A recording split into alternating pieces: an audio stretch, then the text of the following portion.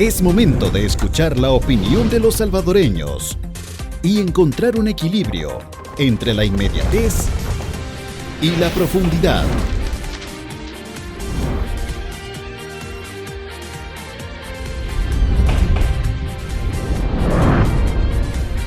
Pulso Ciudadano.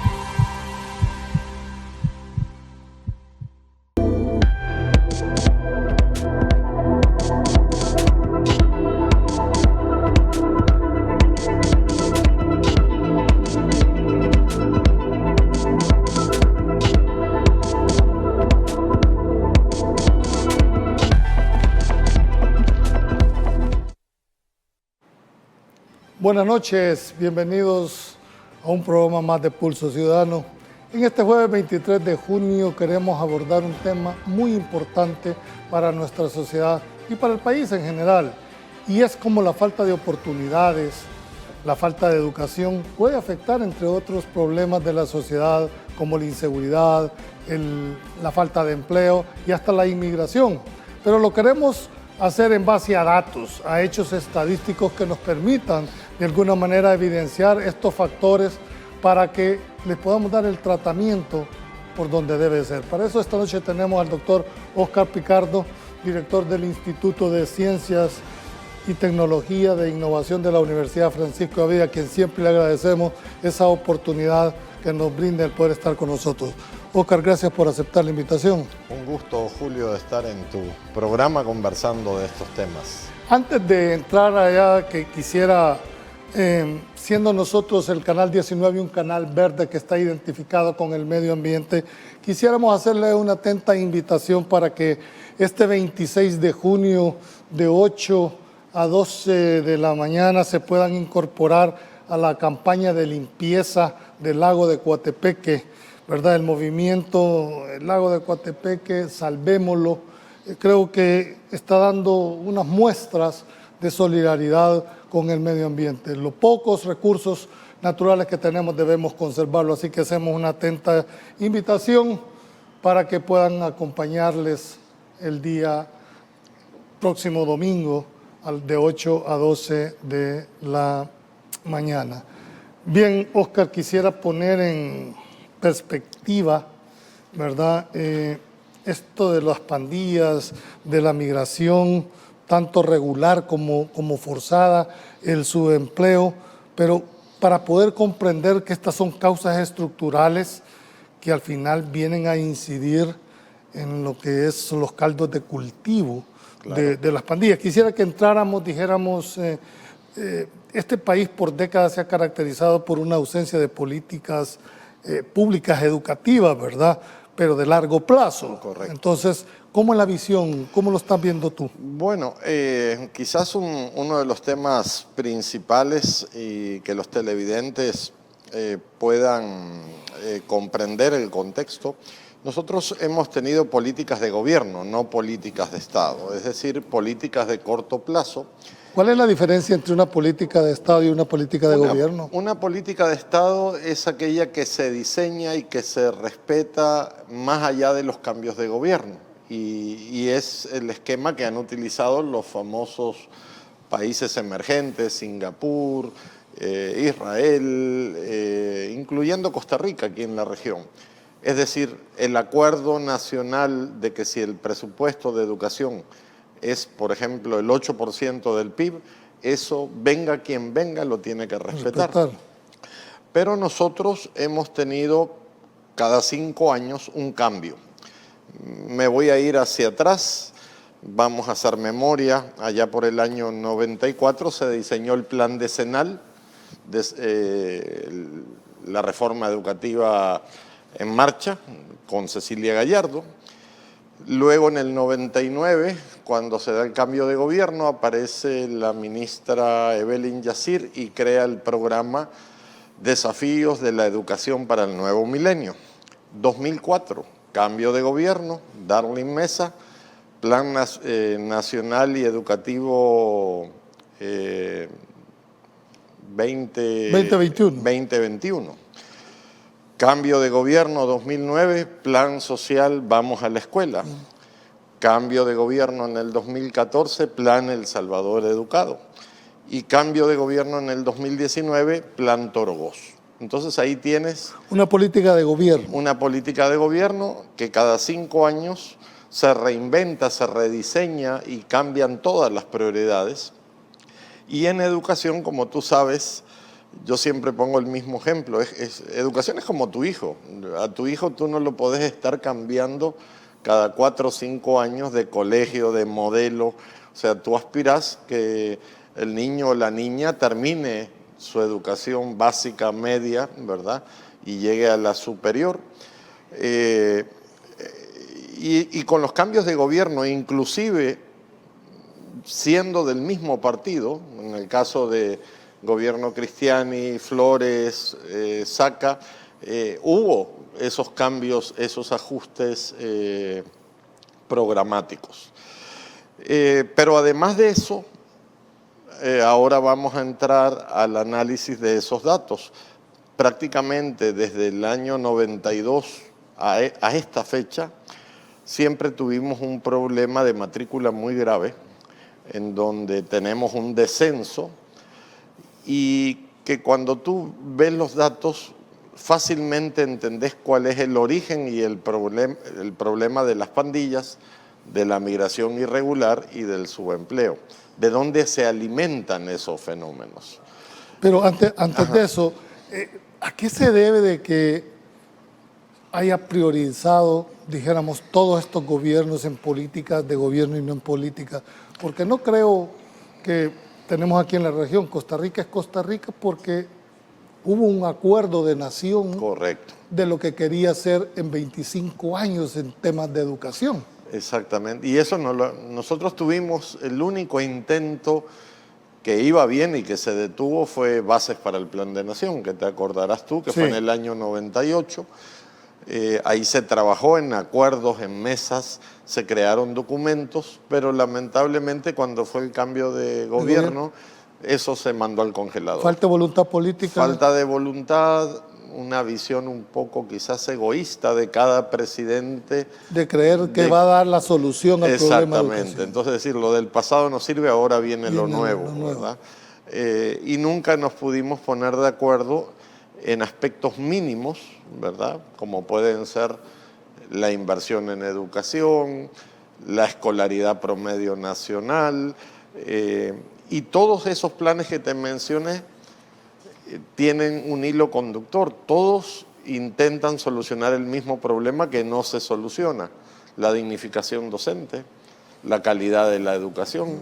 Si tú los lees, ahí están descritos los problemas que se van a resolver y no se resuelven. Bueno, yo estuve aquí sentado el martes pasado al sindicato de Andes 21 de junio, ¿verdad? Y también a su otro sindicato, Simeduco creo que era, no sé. Y le preguntaba, ¿verdad? ¿Qué ha pasado con la calidad de la educación en el país? ¿Cuál era mejor, el público o el privado? ¿Verdad? Pero le hice una pregunta de fondo que no sé si lo vas a compartir. ¿Quién forma a los maestros en este país? Claro. Porque antes existía una escuela normal, pero ahora, ¿quién forma a los maestros de este país para que a su vez formen alumnos? Esa pregunta es bien importante y la voy a contestar, pero hay una pregunta previa. ¿Quién quiere ser maestro?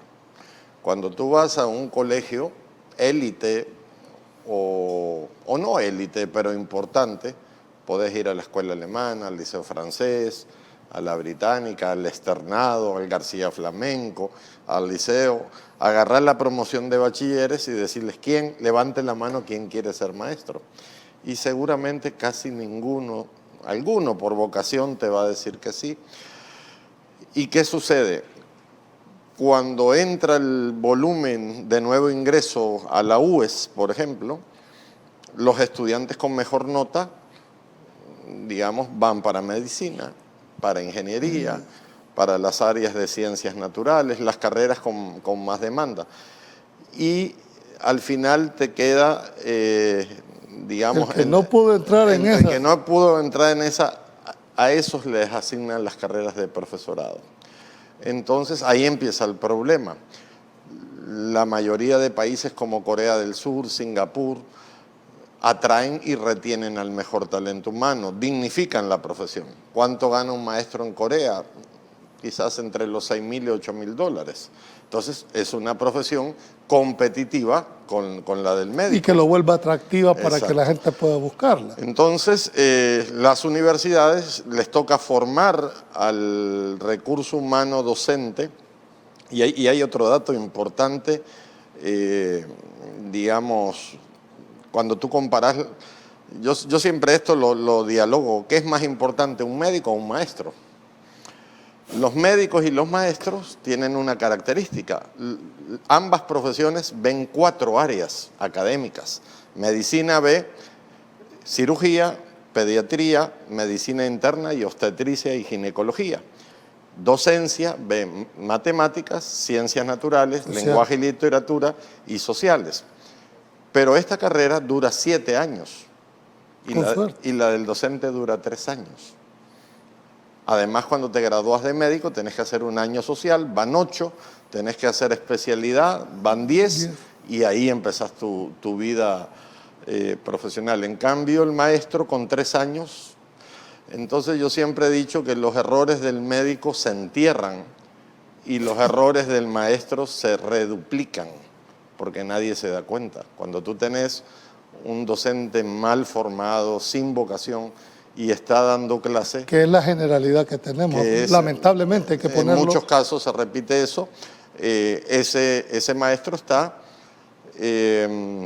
digamos, reproduciendo un modelo de ciudadanía que se contagia, porque los niños pasan gran parte de su vida de aprendizaje en la escuela, más que con los papás. Pero ese es un problema real, Oscar. Ajá. No lo podemos obviar. ¿Qué nos queda? Sacar a todos los, o capacitar o reforzarlos en aquellas áreas en que podría de alguna manera rescatar. Sí, hay que dignificar al docente. Y dignificar al docente... ¿Qué significa dignificar? Es un buen tema. No es solo salarios, pero es salarios, ¿verdad? Tenés que elevar la condición salarial para que la Bueno, nos dijo aquí el representante antes que en un colegio que el profesor ganaba $500 en el gobierno en la mañana y en la tarde, en el privado, y en la tarde se iba a la escuela pública a ganar el resto del día, como a vacacionar. Y ya cansado además. Y ya cansado además. Sí. Entonces yo creo que por un lado el tema salarial, por otro lado creo que hay que evaluar la profesión y evaluar el desempeño, cosa que a veces las gremiales no les gusta mucho, pero no podés subir el sueldo sin evaluar el desempeño. Y, o sea, subir sueldos, evaluar desempeño y reformular el programa formativo, ¿verdad? Que sea tan valioso como la carrera médica. Quisiera que dentro de esto me dijeras, hay dramas educativos en los cuales le ha tocado vivir, y de hecho conversábamos extra cámara. Tú tenés una gráfica que de cada 10 estudiantes que terminan educación básica, solo 4 llegan a educación media. ¿Cómo ves esto en función de una realidad que vive el país? Bueno, esa gráfica yo creo que plantea el gran nudo gordiano de este país, porque esos 6 estudiantes que perdemos de cada 10, o sea, y hay que ponerlo así bien gráfico, ¿verdad? De cada 10 perdemos 6, aquí tenemos la gráfica. Nos quedamos con 4. Esos 6 estudiantes que perdemos son justamente los que van a engrosar 3 filas. La primera es pandillas, la segunda es migración y la tercera trabajo informal de baja calificación. Un cipote que no llega a bachillerato queda condenado de por vida, salvo rarísimos casos, al salario mínimo. O sea, ya si terminás bachillerato podés ser policía, digamos, o bombero quizás. ¿Y cuánto gana un policía? Pues ahí ya hay un escalón entre el salario mínimo y el ser policía, que creo que andarán 500 $600. Pero si vos no terminás el bachillerato ya quedás condenado. Y como vamos a ver en las gráficas, hay evidencia que te explica cuando uno se pregunta, bueno, ¿y a qué edad empiezan los pandilleros su carrera, entre comillas, criminal? justamente entre los 13 y los 15 años. ¿Educación media? Tercer ciclo, Tercer séptimo, ciclo. octavo y noveno. ¿Y por qué se da la fuga ahí? Uno se pregunta, bueno, ¿y por qué no se salen antes o después? ¿Por qué exactamente en esa edad? Es la edad, el joven está pasando de ser niño a joven, está en la adolescencia. Es una etapa delicada desde el punto de vista psicológico, emocional. Empieza la pubertad, el desarrollo, empieza La rebeldía. La rebeldía, la necesidad de reconocimiento, y cuando mi familia no entiende eso y no me da ese reconocimiento y la comunidad tampoco me da ese reconocimiento, probablemente las pandillas le dan ese sentido de pertenencia al joven. Entonces, ahí es donde él encuentra una ruta de escape, ¿verdad? Un canal donde él se siente que pertenece a algo. Y para pertenecer a ese algo hay una serie de ritos, de símbolos, tatuajes, brincar, todos esos elementos. Lo normal fuera que en una comunidad tú tuvieras o iglesias, o clubes deportivos, o centros culturales. Que pudieran estar absorbiendo, dijéramos, a esta Exactamente. cantidad. Que te pudieran dar el sentido de pertenencia que tú necesitas. Entonces, ahí es donde se fugan esos 6 de cada 10 y te quedan 4. Y de esos 4, De esos 4, 2 ingresan a la universidad, 2 no ingresan a la universidad, se van al mundo laboral, y de esos 2 que ingresan a la universidad, 1 se gradúa. O sea, al final, 1 de cada 10 estudiantes que logran llegar a dijéramos, que terminan la educación superior. básica, solo uno llega Solo a la uno. universidad. Exactamente. Y si tú ves la composición de matrícula, tenemos prácticamente 1.200.000, 300.000 niños en todo el sistema educativo, y en educación superior, en las 41 universidades, tenés 160.000 estudiantes. Y tal como se ve en la gráfica, ahí nosotros definimos como los privilegiados, es decir, el que se gradúa de bachiller ya es un privilegiado.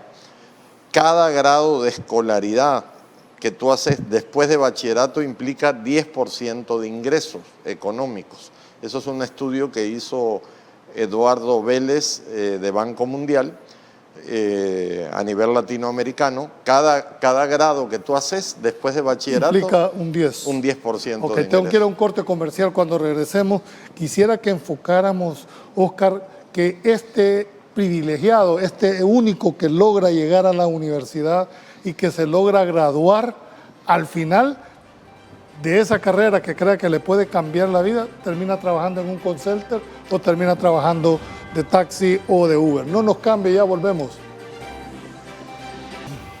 Bien, en esta segunda parte, Oscar, habíamos planteado una pregunta para buscar las otras causas que están determinando a dónde van a parar estos estudiantes, pero retomando el mismo punto de este estudiante privilegiado que logra, dijéramos, graduarse de la universidad, cuando este muchacho sale, cree que le va a cambiar el mundo, su expectativa, y termina trabajando no de lo que estudió, sino de lo que pudo conseguir, y de ahí que tú ves gente trabajando en Uber, gente trabajando en una profesión o en un oficio distinto al que estudió.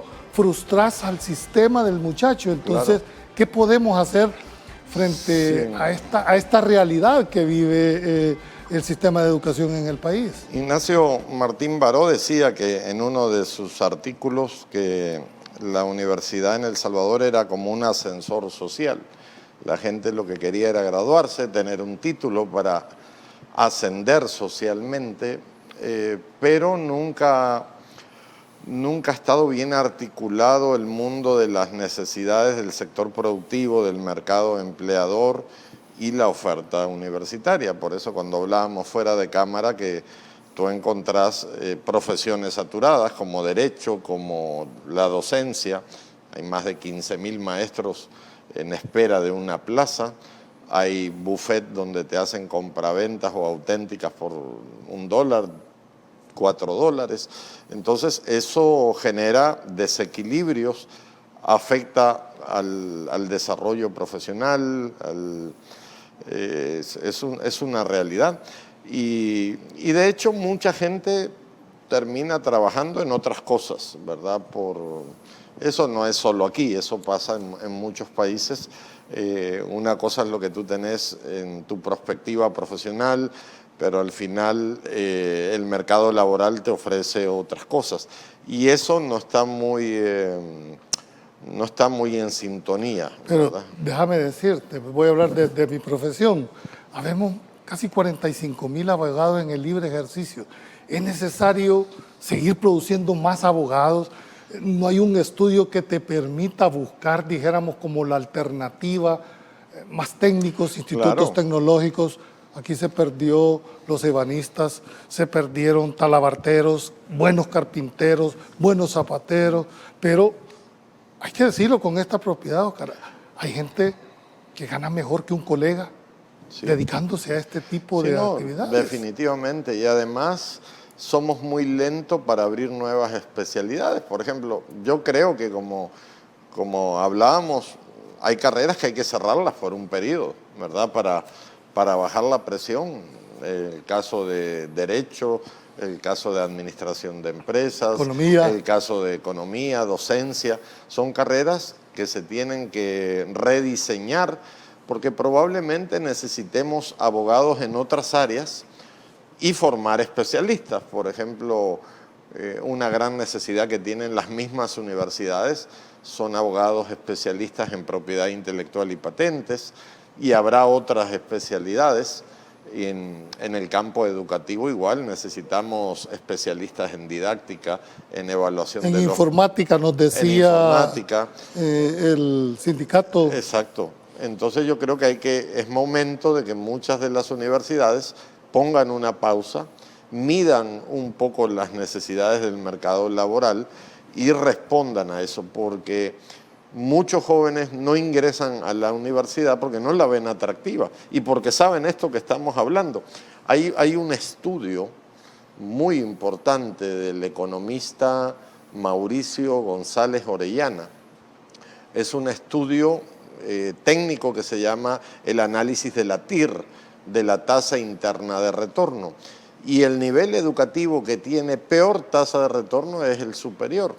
El único nivel que tiene tasa de retorno positiva es educación media. O sea, si tú te gradúas de bachillerato, te puede cambiar tu vida. O sea, podés ganar más. Pero en el mundo de educación superior, los desequilibrios entre el mercado laboral y la oferta académica son tan grandes que probablemente no vas a tener el retorno esperado. Y eso es grave porque tú para estudiar una carrera vas a invertir durante 6 años de tu vida, tenés que pagar colegiaturas, transporte, libros, fotocopias, laboratorios, y tú esperas que cuando te gradúes vas a recuperar eso, ¿verdad? Y no es tan obvio. Ahora, cuando uno hace esa estratificación de la educación primaria, ya no digamos la maternal, primaria, secundaria, bachillerato y superior, ¿cómo es posible que sea más cara la educación primaria maternal que la superior? ¿Cuánto gana un profesor universitario que le pagan por hora? $10. Creo yo que por ahí anda la media entre 6 y 10. Entre 8, 6 y 10. sí. ¿Tú crees que eso es formar? Y lo otro, que hay una concepción errónea de creer que porque uno es abogado automáticamente está autorizado para dar clases de derecho. Claro, no. ¿Verdad? ¿Qué pasa con la pedagogía en este país? Exacto, eso es uno de los grandes problemas, digamos, el tema de la docencia en el nivel superior. Muchas veces se ve como un trabajo, digamos, de complemento, o cuando no conseguís trabajo en el mercado formal, bueno, aunque sea me voy a dar clases. Entonces eso también deteriora la imagen. ¿Y no hay una entidad, dijéramos, estatal que regule o que fiscalice las universidades? Fíjate que actualmente se trabaja en un proyecto de reforma de ley de educación superior. Es un proyecto que ya tiene 1 año y medio, que hay varios equipos trabajando, y uno de los aportes que tiene esa nueva ley, que tiene varios cambios, es una tabla de salario mínimo de la docencia universitaria sobre la base del salario mínimo con una ratio, ¿verdad?, en función del grado académico. Por primera vez, más o menos para que tengas una idea, el que tiene licenciatura, enseñando en licenciatura, el salario mínimo va a ser $9 la hora clase. Pero si tenés maestría, ya va a subir a 11 o a 12, luego a 15, 18.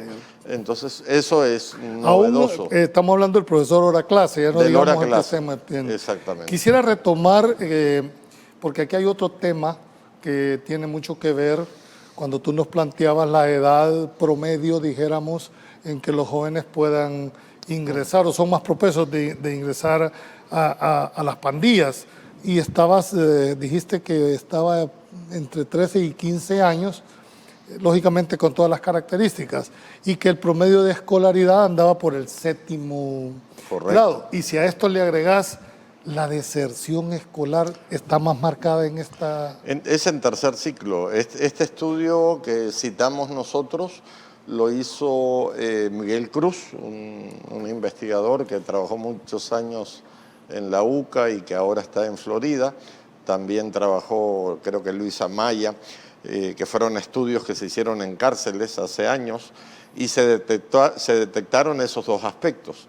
Por un lado, la edad promedio de ingreso, que anda entre los 3 y 15, y por otro lado, la escolaridad promedio de los pandilleros, que anda en 7º grado. Entonces, ahí donde tú te das cuenta, bueno, es que es en ese grado que están abandonando. ¿Cuáles son los factores, dijéramos, que marcan más, esta óptica que tú tenés con respecto a esa deserción en el 7º grado? Pues mira, esa deserción, por un lado, está marcada fuertemente por la etapa de desarrollo, lo que hablábamos, ¿verdad? El joven necesita desafíos, necesita... ¿Y el aspecto económico? También necesita una figura paterna que a veces no está en el hogar. Por otro lado, las condiciones económicas, la principal causa de deserción está fuertemente vinculada al trabajo infantil. Es decir, en familias promedios de 3 o 4 miembros, hijos, es muy probable que a determinada edad ese niño, ese adolescente, lo manden a trabajar, sobre todo en el área rural. Y hay otro aspecto, Julio, que es muy importante, que se llama la valorización social de la educación. ¿Estudiar para qué? Y te voy a poner un ejemplo. Si tú vivís en Arambala, en Morazán, la escuela te ofrece probablemente hasta 3er grado. Si querés terminar hasta 9º, tenés que irte a Perquín. Terminás 9º. Si querés terminar bachillerato, a Gotera. Y si querés terminar la universidad, a San Miguel. La pregunta es, ¿y vas a llegar a Arambala? ¿A qué? ¿Qué te ofrece Arambala? ¿O qué te ofrece Perquín? ¿O qué te ofrece Gotera? Entonces mucha gente, sobre todo en el área rural, se plantea ese dilema: ¿estudiar para qué? ¿En qué va a cambiar mi vida? ¿Qué me ofrece el entorno laboral de Arambala? No mucho, ¿verdad? Aquí en San Salvador es más evidente, en La Libertad es más evidente, pero ya cuando te vas hacia Oriente, fuera de las ciudades importantes, y te vas a los cantones, a las comunidades, mucha gente se conforma con que el niño aprenda a leer y escribir, y después ya se sale del sistema. Quería preguntarte... Perdón, Julio, y otro fenómeno es que el propio sistema escolar te hace migrar. Arambala, Perquín, pues sí, porque no hay Gotera, alguien San que te Miguel. acerque a la educación. Exacto. A eso me quería.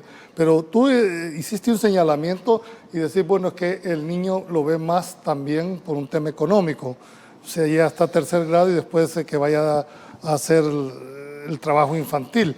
Pero la Ley General de Educación, específicamente en el artículo 5, establece que es obligatorio para la primaria y la secundaria la enseñanza, por lo menos en la escuela pública. Sí, y ahí es donde podemos comparar y introducir en el debate la nueva ley. Hay muchas leyes que dicen cosas muy lindas. Pero sin dientes. Pero sin dientes. Por ejemplo, la Ley General de Educación te dice que la educación básica es obligatoria. Pero tú ves niños en los semáforos y si fuera obligatoria, ahí tendría que llegar el ISNA o la entidad. A preguntar CONA, por qué usted no está agarrar ese estudiando. niño, O ir donde los padres. Ir donde los padres y preguntarle, mire, ¿qué hace ese niño limpiando vidrios? Usted no sabe que la ley dice que tiene que estar en la escuela porque es obligatoria. Eso no sucede. Y debería... Pero ese no es problema de ley, sino de aplicación. Exactamente. Algunos países en el cono sur, en el caso de Uruguay, si tú tenés hijos en el sistema escolar y no están en la escuela, no tenés DUI, no tenés pasaporte, no tenés NIT, no tenés subsidio, mientras tu hijo no esté matriculado. O sea, te crean mecanismos de expresión, dientes para la ley. Ahora, pero quédate ahí. Ahora, confrontarlo con la realidad. Ahora, veamos, este hogar que son 4 o 5 hijos que a puras penas tienen para comer, ¿crees que eso es en realidad... no lo manda porque no quiere el padre o porque no puede? Es una mezcla enrarecida, digamos. Yo creo que al final, seas pobre o no seas pobre, si tú asumiste el desafío de tener hijos, tenés que educarlos, ¿verdad? Y no podés hacer malos cálculos. Además, el gobierno te da escuela, te da vaso de leche, te da uniforme, te da zapatos y ahora te dan computadoras, digamos. Eso siempre ha sido así en los últimos 10, 15 años. O sea, la excusa para tener un niño de 8, 9 años que esté limpiando vidrios por razones socioeconómicas es discutible. No lo quiero tampoco estigmatizar porque es muy probable que mucha gente tenga necesidad. Pero el Estado tiene que generar la presión. ¿Qué sucede? Que si tú sabes que hay herramientas de presión, tú ya lo vas a pensar 2 veces si vas a embarazar una cipota o no, porque si la embarazás, según tu patria potestad, tú te tenés que hacer cargo de la educación. Y si no te haces cargo, no tenés ni DUI, ni pasaporte, ni NIT, ni subsidio, ni nada. Entonces yo creo que eso obligaría a la gente a pensar más si puedo tener hijos a lo loco. Es correcto. Volviendo al punto de los 13 y de los 15 años, ¿verdad? Donde está la mayor deserción y la mayor emigración. Te lo quiero comparar ahora, dijéramos, con este régimen de excepción. Ha habido, dijéramos, una captura muy alta de pandilleros que asuman los 40,000. Dijéramos, ¿qué pasa con esta arista de prevención que estamos abordando versus la represión que está en este momento? Puede llegarse en un momento a volver a ser un caldo de cultivo, dada la realidad de que si vos no le das alternativas a estos muchachos entre 13 y 15 años, puedan volver a reingresar. Claro, el problema es que si no resolvemos el problema de la deserción en tercer ciclo, esto es como un chorro abierto. Vas a estar capturando 500, 1000 y van a estar saliendo. Lo que hay que examinar es cuántos están, no tanto cuántos estamos capturando, sino cuántos están desertando al año. Además, recuerda que el sistema carcelario, penitenciario, debería de tener una función educativa.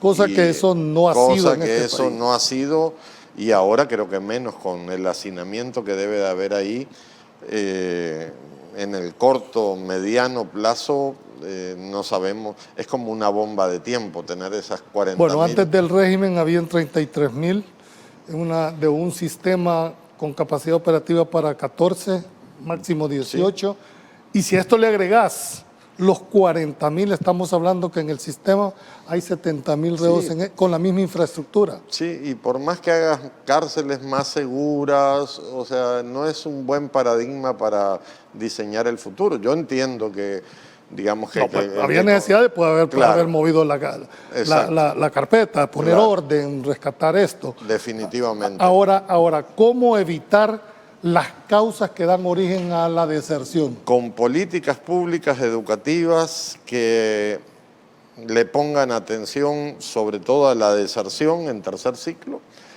y Otra cosa, tú te acordarás de la PAES. Empezó en el año 97, durante 23 años tuvimos PAES.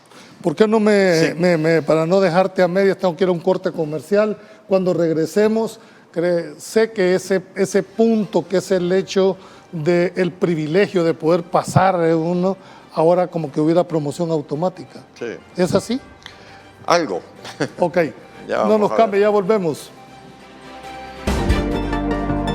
Fomentar más la educación, mejorar también clases de inglés para poder aprender un inglés más avanzado, talleres de manualidades, de tecnología, para que así los alumnos puedan seguir haciendo cosas mejores y pueda ayudarlos a no perderse malos caminos, y ahí hacer unos talleres de manualidades o de cualquier cosa para que ayudar a los alumnos. Inglés, francés. Informática y química. El área de computación, quizás arte, algo así como música para culturalizarnos más. Siento que computación sería demasiado bueno porque nos entregaron como que la laptop sin decirnos cómo se va a desarrollar las aplicaciones que tienen. Bien, antes de irnos al corte comercial, Oscar, dejamos planteada y te habías quedado, dijéramos, como dando la causa o las razones. Claro. de este. Sí, estábamos hablando del tema de calidad y el tema de PAES. Tuvimos PAES por 23 años.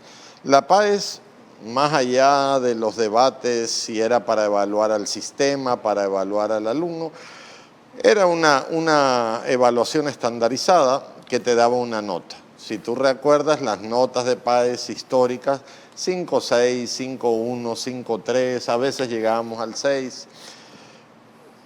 Y la PAES es un termómetro, ¿verdad? Cuando tú vas al doctor y te dice, Julio, tiene 39 de fiebre. Ah, bueno, ¿verdad? A la semana vas de nuevo, Julio tiene 39 de fiebre. Y eso se repite y nunca tomás el antibiótico y nunca sabes qué infección tenés. Pues la PAES era igual, todos los años, ¿verdad? En noviembre nos decía, Reflejaba. el sistema educativo está enfermo, tiene un problema, ¿verdad? Y así pasamos 23 años, después vino Avanzo, que desnaturalizó y perdió la trazabilidad de la PAES y debilitó el sistema de evaluación, pero al final la UES hizo una prueba, no sé si supiste, sí, y de 23.000 candidatos creo que el 4% pasó. O sea, las cosas siguen igual. Y ahí hay otro problema, que es el debilitamiento de la calidad, la falta de discusión, porque hablar de PAES es matemáticas, ciencias naturales y lenguaje, pero ¿estamos formando ciudadanos con valores? No.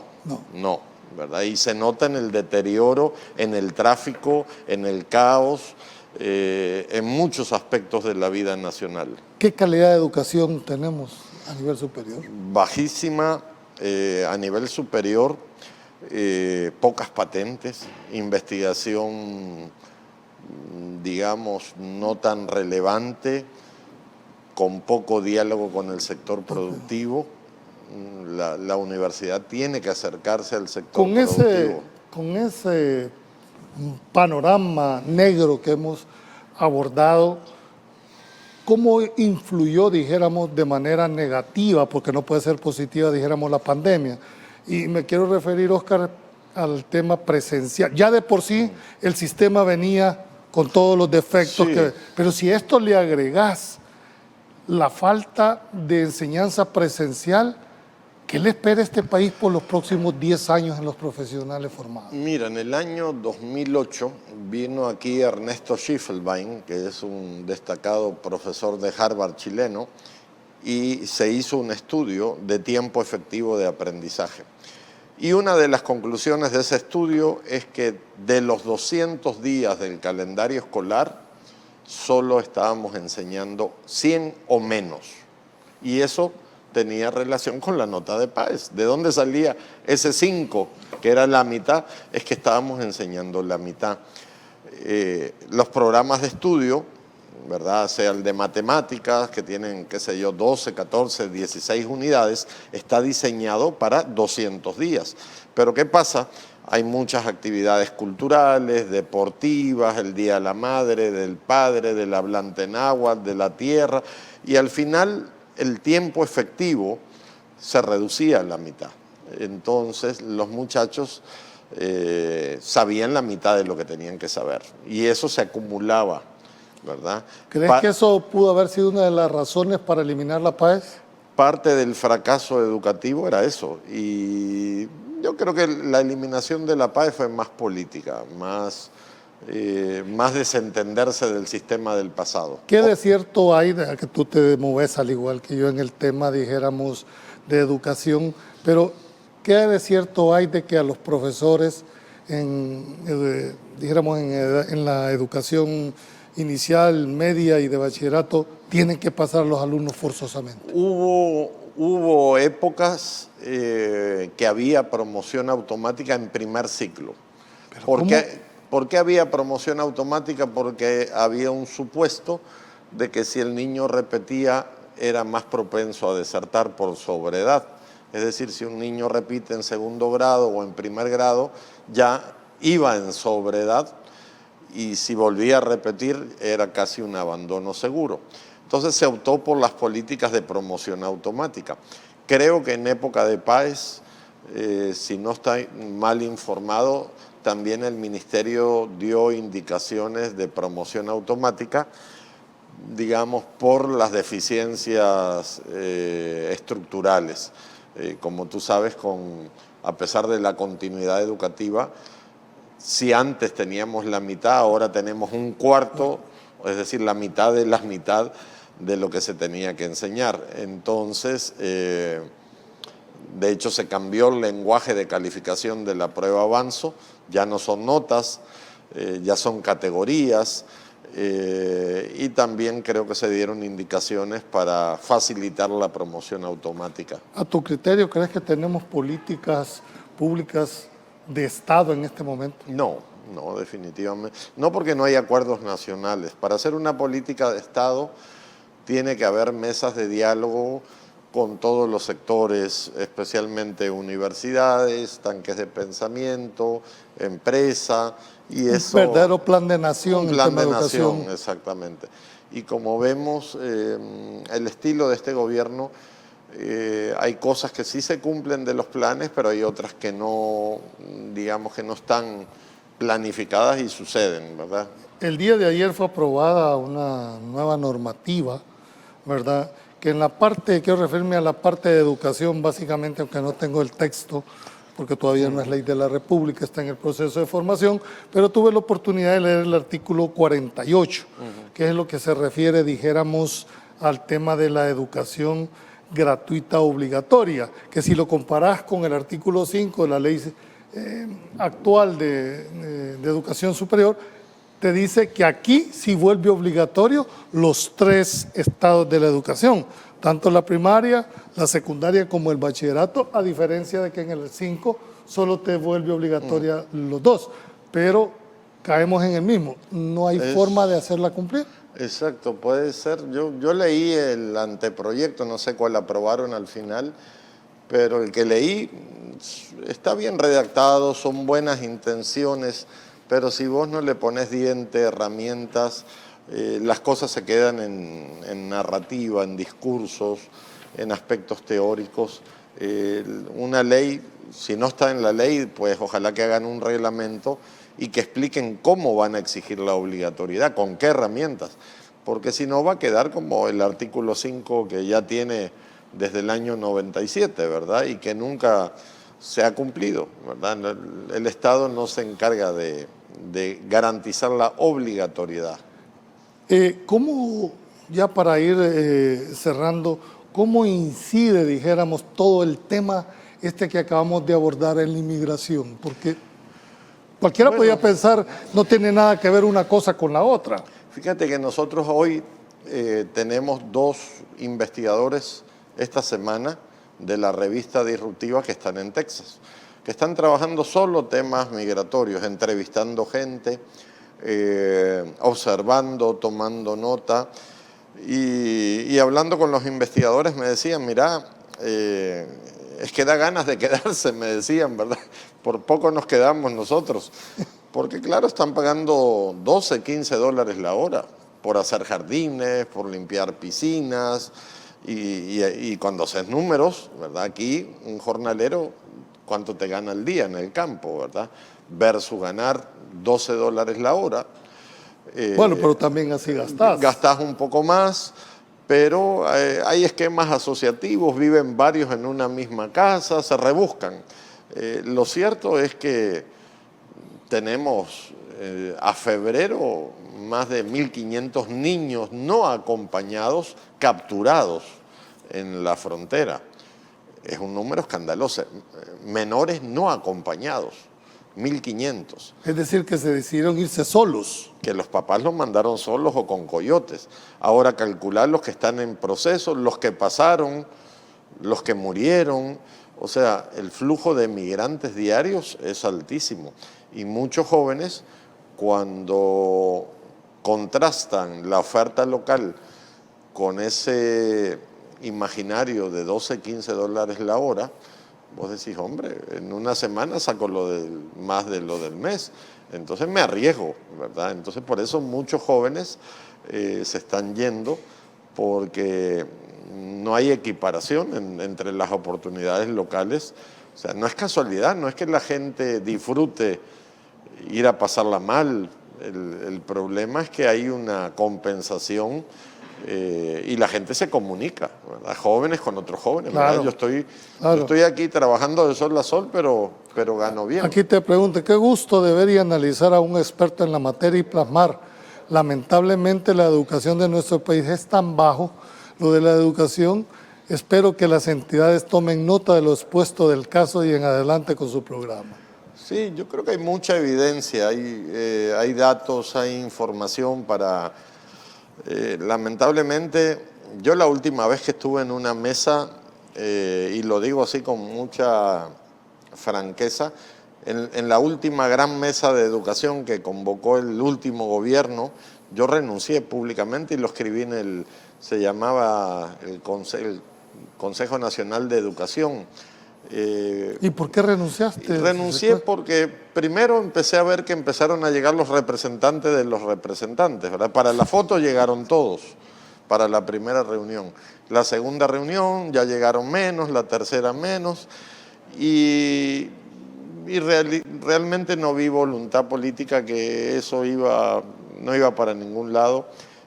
Se hizo un documento, pero ya sabíamos que ese documento nacía muerto porque no se logró el consenso político, porque si tú vas a hacer una política de Estado, tenés que sentarte con la oposición. No hay forma. A comprometerlos. Mirá, si acaso ustedes llegan al poder, respetemos esto, que esto es un consenso de la sociedad, ¿verdad? Que hay que invertir al menos el 6% del Aquí PIB. estamos claros que si no se le apuesta a la educación, este país no tiene salida. No. Estamos claros en esa... Educación es la clave. Es la clave del desarrollo. Es la solución, exactamente. Ok, ya finalmente te quisiera preguntar, lástima que no nos quedó uno, ¿crees que este país necesita de institutos tecnológicos más que de universidades? Mucho más. Necesita modelos como el Community College, de habilitación laboral, cursos cortos que tengan unidad, que tengan valor académico, crédito académico. Te digo esta pregunta porque hay más de 41 universidades en este país. Demasiadas. Para un país de 14 departamentos hay más universidades que departamentos de El Salvador. Y no te digo que estoy en contra, pero ¿será razonable o por qué no creamos, dijéramos, instituto tecnológico donde el muchacho a los 2 años de haber entrado puede empezar otra vez a ganar ya su propio dinero? Eso es lo que necesitamos, crear colegios comunitarios, community college, con cursos de habilitación laboral, pero que tengan crédito académico para que pueda continuar a la universidad. Exactamente. Oscar, quiero agradecerte por esta, en realidad, charla, pero en realidad más magistral, y que nos hayas develado de cuál es el verdadero sistema educativo, a qué nos estamos enfrentando, pero sobre todo a la ciudadanía. Hagámonos la pregunta, ¿Qué va a ser de este país dentro de 10, 15 años, cuando no hayan médicos, cuando no hayan ingenieros, cuando no hayan, dijéramos, economistas, que son los que en realidad van a ser el futuro de este país? Creo que todos debemos de reflexionar en qué país queremos en los próximos 15, 20 años. Como siempre decimos, nuestra obligación es presentar los hechos, será usted la que en la intimidad de su hogar saque sus propias conclusiones. Pasen buenas noches, que Dios los bendiga y nos vemos mañana en otro programa más de Pulso Ciudadano.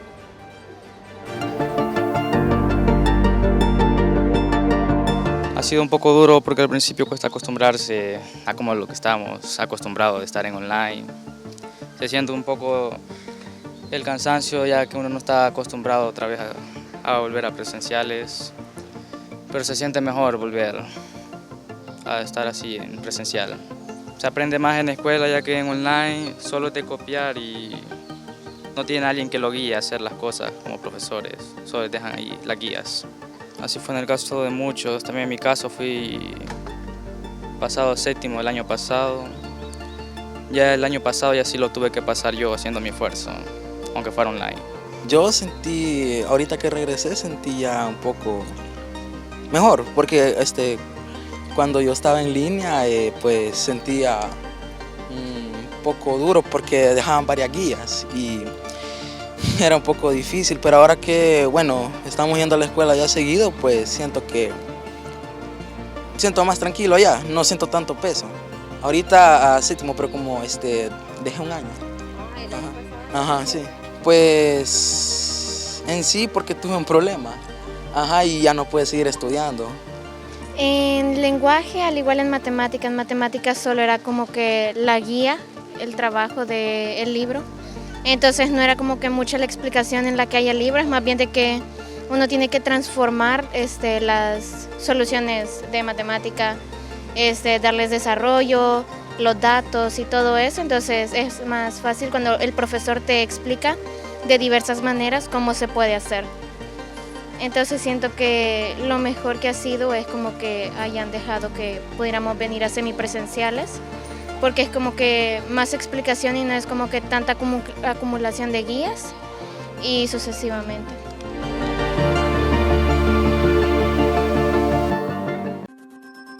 Es momento de escuchar la opinión de los salvadoreños y encontrar un equilibrio entre la inmediatez y la profundidad.